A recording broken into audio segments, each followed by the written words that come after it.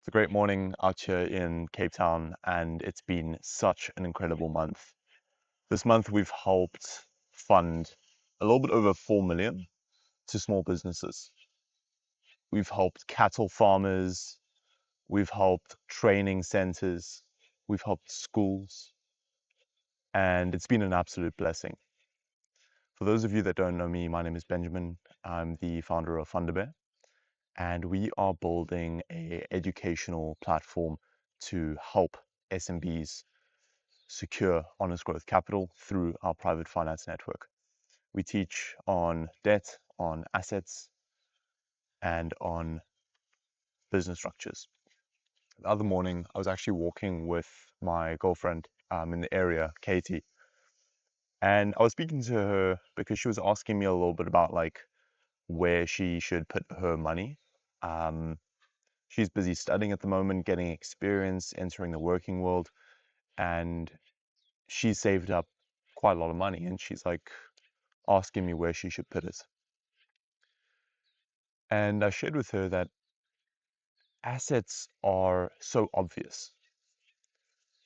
So she's in Stellenbosch, and what I've noticed is that in Stellenbosch, which is like a farmer area in South Africa, there's a lot of like livestock and land and crops and produce, and those are all very obvious assets. You buy a chicken and the chicken lays eggs, and you can kill the chicken and make meat. You get a cow and that cow makes milk, and you can kill that cow and the cow makes meat. You can buy a piece of land, you can build on that land, you can farm on that land, you can rent that land. So assets are obvious. Assets are very, very obvious. We all understand that if you own an asset, it can produce an income, it can hold its value. But what's not so obvious are liabilities. So the average South African owes about 250,000 Rand on their car. Now, it does help them get from point A to point B, but the problem with a car is that 99% of the time it's going to lose its value. It doesn't hold its value, it depreciates. And on top of that, it doesn't produce a return outside of itself. The same with a bond. You might own a home and you've got equity in your mortgage, in your bond, and it's tied up. And only if you sell that house will you get that money back. Now, I've grown up with a father and a grandmother who were big into, real estate. So I understand that you can use properties, you can have granny flats or sub flats, or you can rent out a room, or if you're away on holiday, you can Airbnb your house and turn it into an asset. The same with a car, right? You might rent out your car. Maybe you on holiday and you've got a nice Jeep and you think, okay, let me rent out my Jeep to someone. So you can turn liabilities into income, essentially. The same way that you might, take on debt to buy a degree, and that degree then upskills you. And once you've been upskilled, you can charge more for your time, you can make more income, you can pay off that debt, and now you've got a degree to your name so that you've got a stable footing in the job marketplace. So there are times where using debt can get you ahead. So when are those times? So we see thousands of applications a month. Last month, we got about 1,400. So in March, we got about 1,400 applications for Fundabear. And that turned into millions and millions and millions of funded deals. I get to see manufacturers, healthcare, clinics, pharmaceutical shops. I get to see retail. I get to see landscaping, mining.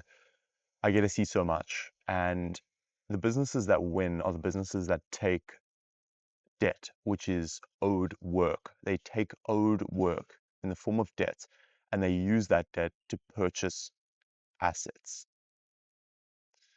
And the problem that I see in this country, in South Africa, in America, in the world, is that we have the working class taking debt to purchase more debt. They take debt to purchase a TV.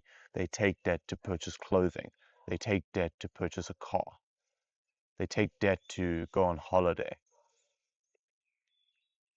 But the problem is now you owe work to someone through the form of debt, and you've spent that capital on something that will not produce you a return. You end up poorer. And debt has got a bad name. It's got a bad name. I think that if everyone thought of debt the way that entrepreneurs think of debt, the world would be a lot wealthier, a lot more efficient. There'd be more jobs, there'd be more production. I've only ever used debt to purchase stock, which produces a return. I've only ever used debt to run ads, which get my business in front of more people and produce a return. So if you're not producing a return with the work that you owe in the form of debt, then you are setting yourself behind. So I wanted to just share this short message this morning. I'm praying that you have an incredible day further. I'm going to be shooting a few more videos like this. I'm going to try to do it every single week, but it's been great spending this morning with you. Later today, I've got a bit of jiu-jitsu. I've got some training. I've got some meetings with some partners, meeting with Bridgement later. And we're finishing on a very, very strong month. It's been a great year so far, and I trust that you are blessed and that you're moving forward on all of your goals. If you want to hear more about what Thunderbird does, you can join our free newsletter in the description. We're going to be sending you educational pieces of statistics, stories, case studies, strategies for capital, debt, asset allocation. We're going to send you those weekly insights so that you can use those insights in your business to better steward capital, to maximize growth inside of your company. So if you want to get free insights from our team, you can check the link in the description and sign up for the free newsletter. Our mission is to educate. Thank you for watching. You have a great day.